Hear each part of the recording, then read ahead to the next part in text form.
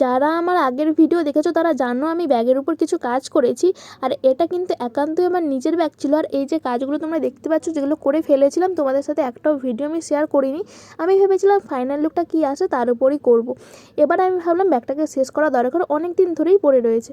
Starry night কখনো করব ভাবিনি, তাই ভাবলাম আমার ব্যাগের উপরে করা যাক। ওপরটা অনেক ভেবেছি কী করা যায় কী করা যায়, আসলে যা কিছু করা যাবে না, কারণ আমি যেহেতু আগে ফুল করে নিয়েছি, তার সাথে কিছু যাতে মিসম্যাচ না হয় সেরকম ভেবেই করতে হতো।